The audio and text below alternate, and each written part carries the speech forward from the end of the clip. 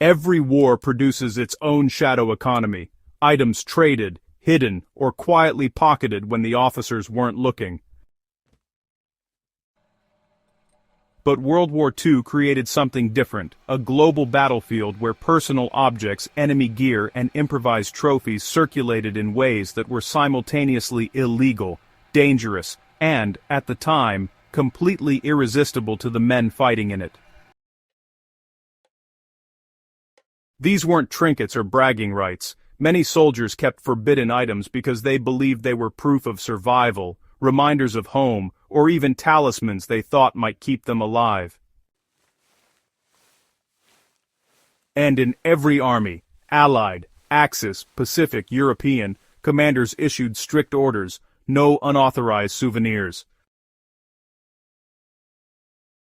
It didn't stop anyone. This is the story of 7 forbidden World War II souvenirs soldiers hid deep in their packs, carried across continents, and sometimes risked their lives to keep.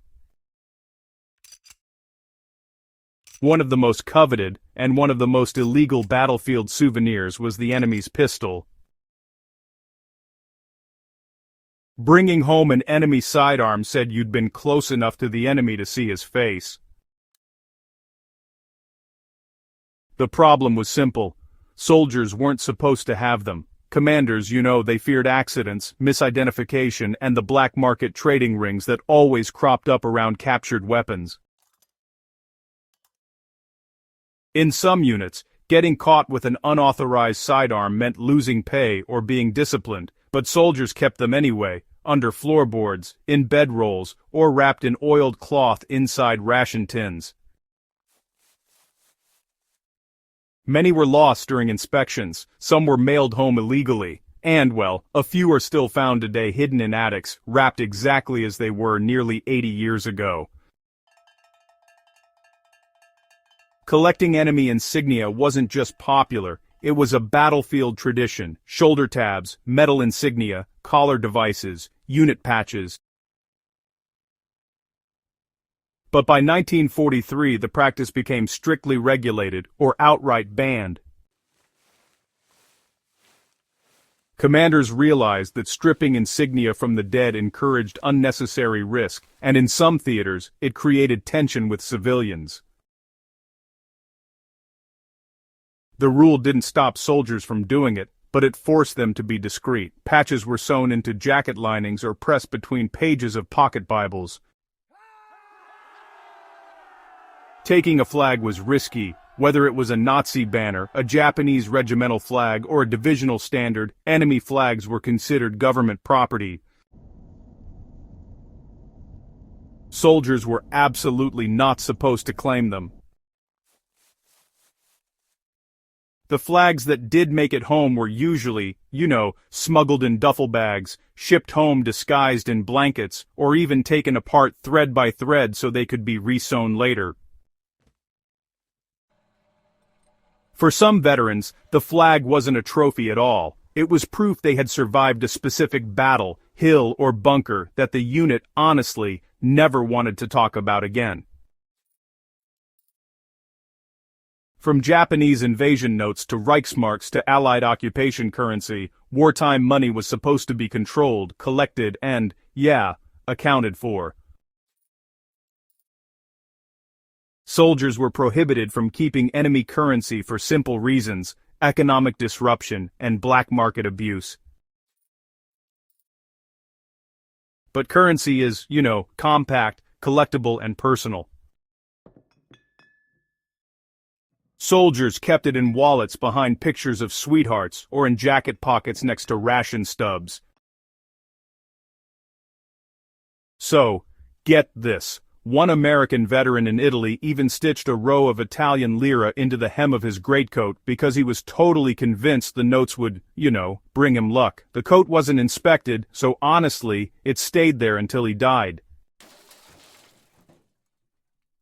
Helmets were among the most forbidden objects to take from the field. Mud, blood, lice, and the sheer logistics of hiding a bulky object made them not only impractical, but also pretty dangerous.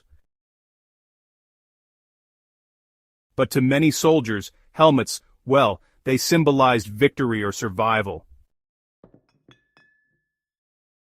U.S. MPs confiscated huge numbers of them from outgoing troops in 1945. Despite that, some soldiers managed to smuggle them home stuffed inside cooking pots, packed inside double-layered duffel bags, or mailed in crates under machine parts labels. It was not uncommon for returning ships to have officers do one final inspection, meaning many helmets ended up dropped overboard at the last minute. Bayonets and combat knives were the enforcement nightmare of the war. Soldiers wanted them, but, officers didn't want to deal with the consequences. Troops were forbidden to keep German Mauser bayonets, Japanese Arisaka blades, ceremonial knives, and trench knives with brass knuckles. These were confiscated more than any other category of contraband. But, determined soldiers found creative solutions like hollowing out bedrolls, mailing parts separately, or even trading with sailors who could hide items aboard ships where inspections were, a lot lighter. The most human, and honestly, the most heavily discouraged souvenirs were letters, diaries, and photographs that were taken from the enemy.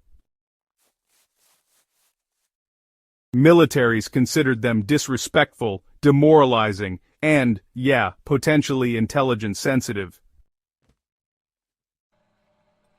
Yet they were kept, not out of cruelty, but because soldiers wanted to understand the people they were fighting. A German child's school photograph, a Japanese soldier's diary describing his home village, a folded love letter from a fiancé in Warsaw. These pieces of humanity reminded soldiers that war wasn't just armies against armies. It was people against circumstance. Many veterans refused to burn them, but never displayed them. In the end, every forbidden souvenir tells the same story.